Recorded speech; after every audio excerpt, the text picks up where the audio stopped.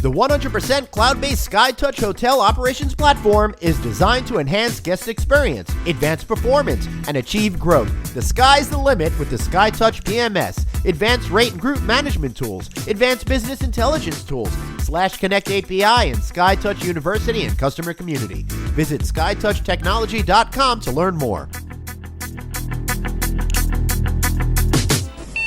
Welcome to the Hotel Tech Podcast. This is the show where we tackle your most pressing issues to bring your business more wins. Keeping up with technology is challenging. Our experts are here to help you figure it all out.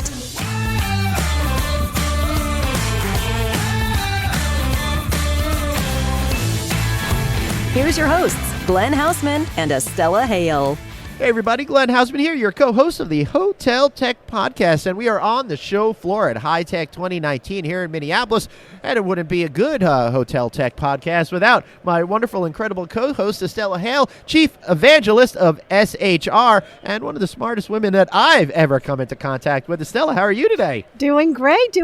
Very excited about just all of the topics that we're covering here at High Tech, and specifically here at the Hotel Tech Podcast. We have a great guest today.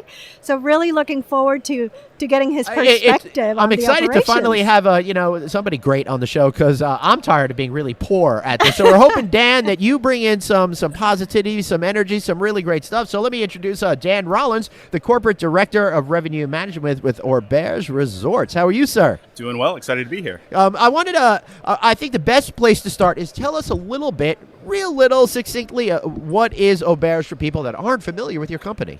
Auberge is an up-and-coming brand that we have 20 hotels now, very experiential, very high-end, based in some amazing locations all across the world. Yeah, excellent. Thank you so much, Dan. And that's why, one of the things that we look at this podcast is really to represent the audience of hoteliers that are looking into the different technologies and being really that unique experience and that independent experience. You get to make a lot of decisions on the technology side that I just think it will bring a lot of highlights for our hotel. So we're excited to have you here. Excellent. So, Dan, you're Corporate Director of Revenue Management. What is the one thing that you have to think about constantly every single day? Well, Glenn, I think the main thing is basically, as you alluded to earlier, operating in an independent environment. Right. We don't have the support of a major brand and millions of names in a database and things to go on. So we have to be creative and pull out all the stops to try to figure out creative ways to drive revenue at our properties. And our properties are very experiential, small, very high end, and sometimes remote destinations. So it can be a challenge. But we strive to try to do the best we can given the resources we have. Right. And, so when you're thinking about this, your whole job is to make sure that people are paying the most that you could get out of them while giving them more than they expect from the experiential side when they stay on the property. But you may not be focused really on the experience on property. You focus on getting people in the door at the right price. Is that correct? Yeah, absolutely. We like to think about it a little more that we are providing an experience that they're going to find a tremendous amount of value in. That's the right. Price they pay. Mm-hmm. Yeah, and I think it's important to say that it's not about how much you pay, but it's about the value equation for what you feel is right. People, I don't think, are price sensitive; they're value sensitive in this day and age. Absolutely. And when you're creating something such as the properties at Auberge, where you're creating highly crafted experiences, people are going to pay more for that. Yeah, absolutely. So one of the things that you have to think about is getting everybody on the same page. One of the ways to do that is with kind of like standard reporting techniques where everybody could get, rally behind it. What does that really mean to you, and how does it play off practically? Well, we have relatively small property teams and some area teams that manage our sales and marketing efforts and performance management and whatnot. And it's important operating in hotels that may not be operating on the same property management systems, the same revenue management systems, the same financial management systems. It's important to have a standard set of tools that we can all look back to. We all understand and speak the same language to understand how the business is working. And it's a challenge because there can be varying outputs, especially in an environment where a company like ours is growing quickly. We're acquiring hotels, and there's legacy processes that we need to try to get in line with ours as quickly as possible, so we're all on the same page, and we can actually create strategy moving forward rather than kind of argue about what's happening behind the scenes. And making it seamless, because I imagine that you're implementing your corporate strategy, again, at the corporate level, but it is fulfilled at the individual property level. So really bringing from the experience to the value to the report of what was given or provided to the guest, really tying all of that together in. And then what do you typically see that is being used, Dan, to measure some of those outcomes? We have a standard set and a sort of standard template, if you will, for the way we think about sort of sales and marketing performance. And we use that same standard at all of our properties. But that being said, a lot of our properties are very different seasonality, mountains versus beach, islands versus mainland U.S., so that we need to acknowledge, what's the historical performance of the business and make sure that we're, pushing it forward and providing values to our owners as well.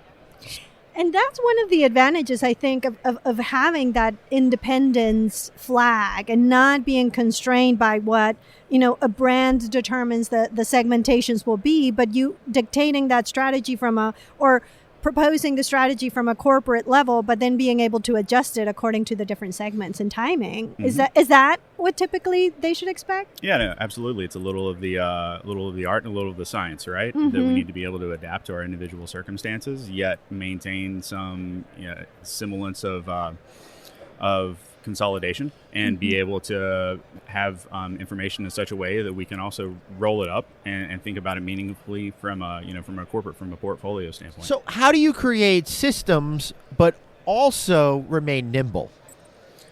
So we operate actually a lot in the cloud. Right. I'm a very old school, hardcore analytics guy, and we don't do a lot in Excel. We actually do Google Sheets and the Google Drive and all those things. And much to my dismay when I first joined, I'm actually finding it to be a good way to communicate and share information because it's immediate, it's real time.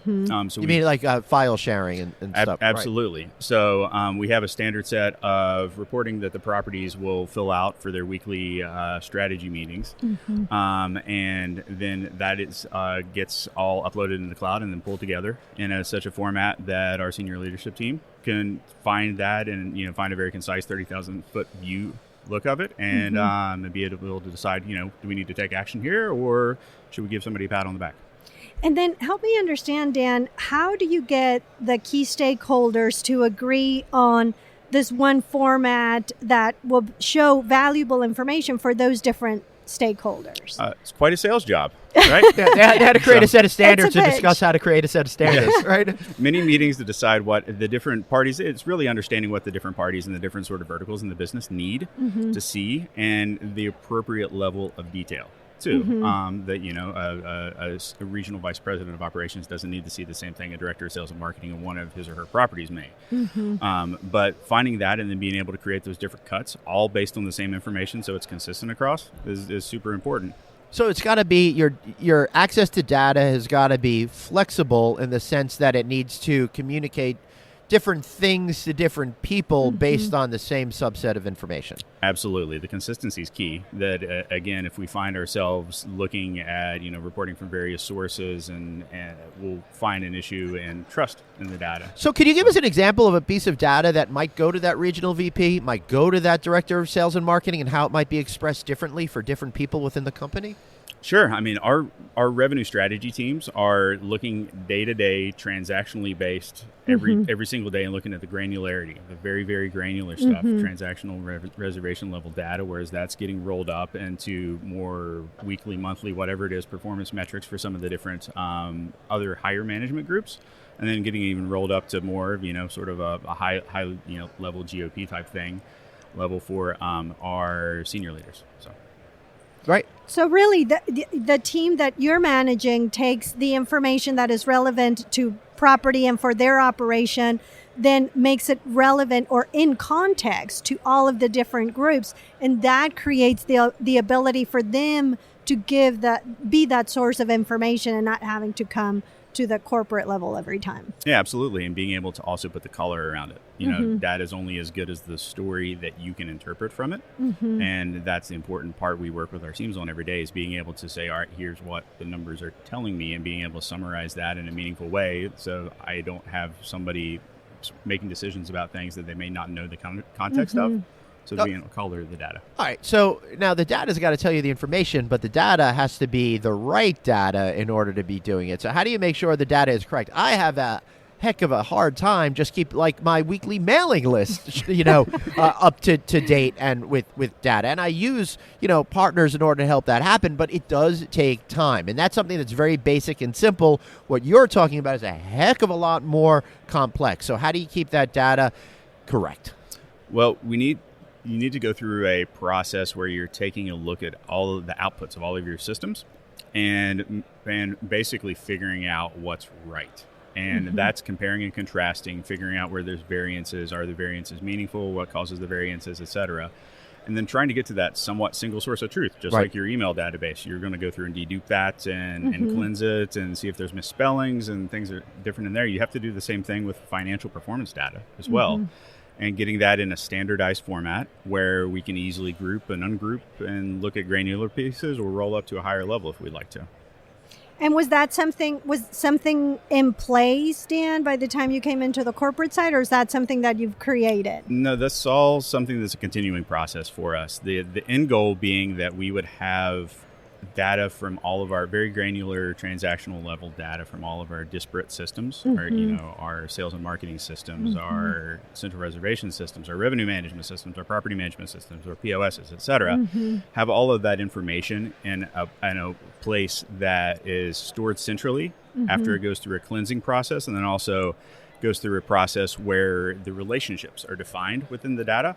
So we have the guest stay record from the property management system, but we may have something from our POS system that says this guest also charged a T-shirt back to their room or what have you. Being able to link those things meaningfully through a relational database, super important. Well, what does that inform you of when you're able to link all of these things together? What does it help you do better? We need to understand our guest behavior and what's driving them and what makes them happy, what doesn't. And some of these data points that ultimately we'd like to link in to this more financial performance data is guest sentiment. Okay, so now, I like what you say about guest sentiment. We talk a lot on the show about the idea of personalization, but I want to talk about not personalization. I want to talk about what you get out of all of that data that helps you move the brand forward to better connect with the consumer consciousness in aggregate as opposed to the individual. Yeah, well, absolutely. Well, it's understanding what is going to be successful for a given property at a given time. So it's not necessarily personalization of the offer to the individual guest, but it's understanding what mix of business I should have in-house at a particular time. And understanding what am I going to have the highest profit from by pulling all of these data points together and understanding, this is what I should be doing. And then we can give our teams goals off of that. That we need to be booking a certain amount of group business and it needs to be at this. And then we can layer in transient business on top of it. Getting to that right mix, having all of those data points is much more helpful than just looking at rate. Yeah. Right. And of course, each property is different, right, Estella? And yes. And also having those data points gives you the objectives that everyone can go after, even though the results for each department are different. So I think a lot of our audience wants to get there. So what would you recommend, Dan, as a first step, as someone that is trying to get the integration of systems, someone that is trying to break the monotony of meetings today where they just come up and pull up the Excel sheets and are going through a bunch of numbers that half of the room has tuned out? What would be that first step in your advice? I think you need a solid base to work on, and that is getting to that somewhat solid source of truth, whether it's just working with your PMS or whether it's trying to aggregate in some form, what's called an EDW or electronic data warehouse, whether that's creating something on your own that's trying to pull in more pieces of information. And then it's more about the story. In my viewpoint, that if we throw up a spreadsheet with a big graph on there, a bunch of numbers, people are just going to look at that and they're eventually going to glaze over. But it's telling a meaningful story about what's happening in the business and using the data that's on the screen to provide the sort of the granularity and the color to that. And the why it matters. Yeah, absolutely. So then, if I'm that director of sales and marketing, how do I get information in what format that works for me as a salesperson who might have a very different personality than somebody who's in operations, for example? Again, it's different, all based on the same source. It's the different cuts. And from a sales standpoint, salespeople are generally competitive and salespeople generally respond well to goals, right? That's their personality. So I like to take and understand, okay, well, if I'm thinking about a leisure sales manager, for instance, and I have a certain subset of accounts, I'd like to look at historical growth on those and then say, all right, well, what should be some reasonable goals moving forward that are going to get us to where we need to be for that particular type of business. Interesting. This is pretty cool. You're cool. able. Yeah, I just love that you're able to take this data and slice it and dice it and put it together in all different ways that it means something different to all these different people. And when you put it all back together, it means that everybody is making the right decisions that powers the business forward in the right type of way, instead of people just thinking they're doing things in the right sort of way without a basis of fact or reality, right? No, absolutely. That's the purpose of analytics. So. And it's getting a consensus in thinking so that everyone puts value on the data that is being presented. And then do you train your team to do that outside of just the team that you guide? Ultimately, that's our goal state. Okay. Ultimately, we'd be able to have all of our operations departments, our food and beverage departments think about things more like you see at a traditional revenue strategy meeting, where there's a GM and a DOSM and a revenue leader, et cetera, and create that sort of whole idea of sort of a revenue optimization community, which is a term that's thrown around a bit. But everybody has a standpoint, and then taking the concepts that we apply to sales and marketing in this industry and revenue management, and applying it to the other pieces of the business, and making them, really stewards of the whole piece, the whole strategy of their individual vertical within the business. So what's the next step that you'd like to see everyone go towards? What's the next thing that you are focused on in helping empower your company to be more successful? I think that consolidation and standardization is key, and I really think that this industry could take a step towards what we have in like GAAP principles for accounting, generally accepted in accounting principles. That if there was more standardization in the way we look at data and the way we talk about things and market segmentations and everything down to a fairly granular level, I think that the different vendors that are trying to build really cool technology on top of those would be more successful. The problem now is we have so many disparate standards and so many disparate systems that everyone has to tailor to the one-offs. And I found that challenging to work with, especially in the light of, sometimes the technology providers you're working with don't want to put the resources against doing that sort of work. Yeah, and we see it on the technology side in regards to there being even loose standards, let's say integration standards, and then like you said, there's one-offs out there that it has to be in that particular way, even though there's now acceptable standards in the industry. So I agree that will help the fragmentation that we have and simplify the experience of what we're trying to bring in operations and into our guests. Excellent. Anything that you think we've missed here today? I feel like, Dan, we've actually been kind of comprehensive here, but feel free to tell me I'm wrong. No, I think it's been a great conversation. I've enjoyed your guys' time. Excellent. So just give a good shameless plug now for Auberge Resorts. Why should people, when they are not busy doing their jobs, come and to take a holiday with you? We have some of the most amazing properties you'll ever be to. I think we can leave it at that. Just iconic locations, and the service and the experience is incredible as well. So. Well, I have a feeling I'm not going to be back here recording more hotel tech shows, Estella, because I'm going to Auberge. I think so. That sounds amazing. Thank you so much, Dan. Let's just wrap this up. Estella, any final thoughts? No, just thank you so much, Dan. I think, again, this is something that is sought after.